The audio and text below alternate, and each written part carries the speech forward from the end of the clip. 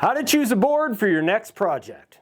So guys, welcome to another Sawdust Diaries. When it comes to freehand carving signs, especially something like this one, because it's all thin inset lines, the grain of the board you're carving is going to make a huge difference in the finished look of your sign. Now let's talk real quick about the difference between hardwoods and softwoods. Most everything we carved is softwoods, like blue pine, redwood, white pine, stuff like that. A lot of that is because hardwoods can get really expensive and they're kind of hard to find out here in the desert. This is not hard and fast rules. This is just kind of a generalization. But generally speaking, when it comes to hardwoods like cherry, walnut, teak, oak, the grain is a lot more consistent. So yes, they are hard. They're hard on your bits and they can dough your bits pretty fast, but usually you don't have a whole lot of the hard and softs the way you do on softwoods. Now the nice thing about softwoods is your bits are going to last a lot longer, at least the sharpness of them, but there is one downfall. And it's when you get in between the grains is soft and then the grain is hard. So there's something that you really want to look for when you're choosing the board for your next project. Let me show you what I mean. All right guys, so for some reason this took me forever to understand, but it's actually a really simple concept.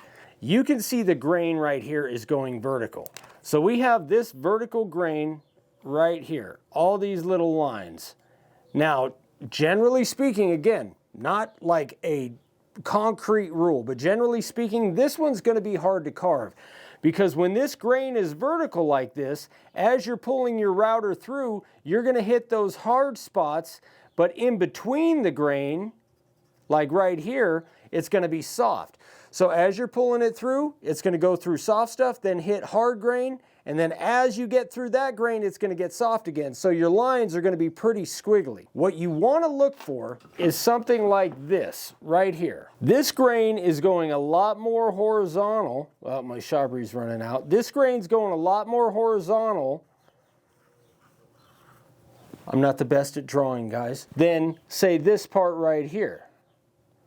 You see the difference? So this is actually a board we put together. So just looking at this board, I know the top is going to carve pretty good. Soon as I get to this area right here, especially where this grain is super close together like this, it's going to get tough to keep a straight line. Now over here, this is more at an angle. This stuff should carve pretty good. But then down here, it gets super close together and it's pretty vertical. So just looking at this, I'm figuring this is going to carve good, this is going to be rough, this will be good, and this is going to be rough. So you can actually plan out your sign a lot better knowing this right here. Now, when it comes to redwood, I love carving redwood, but you can see right here, this is a horizontal grain, right? But as soon as it gets to about here, it gets real close together and it gets pretty vertical.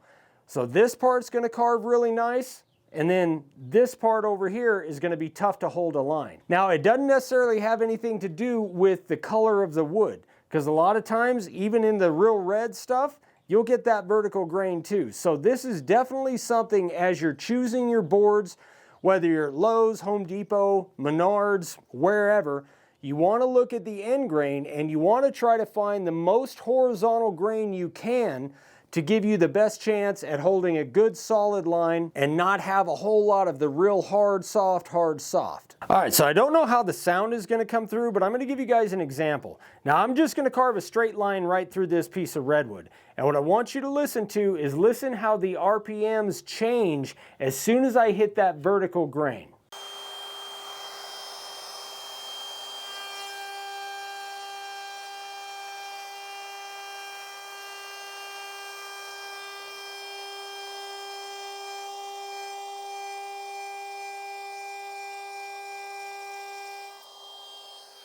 Now, I'm not sure how the sound came through, but if you look at this, guys, you can see where the grain is vertical right here, and then it goes horizontal. If you look where the horizontal stuff is, that's a nice smooth line. But right here, you can see it bumping on the grain, and especially down here. Everywhere there's that piece of vertical grain, you see a bump right there. So that gets really difficult to keep a straight, solid line. Now that's going across the grain. And that's bad enough. But when you're going with the grain, especially if you're doing something big and you don't have the option to move around it or move the board on your bench, it can be a lot harder.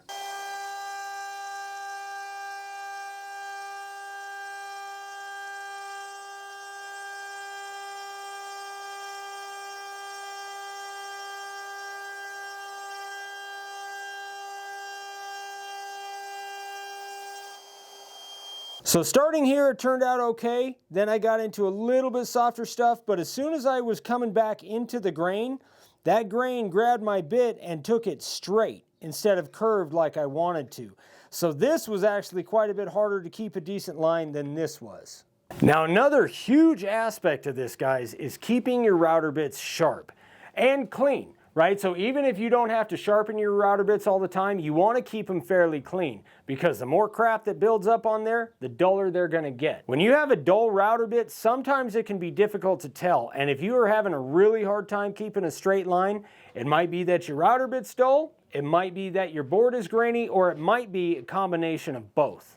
All right, guys, I hope that was helpful, because once I finally understood this, it helped me quite a bit. As always, thank you guys for watching. You can find all of our supplies at makeawoodsign.com. If you have any questions, shoot me an email, ryan@makeawoodsign.com, and we'll see you on the next one.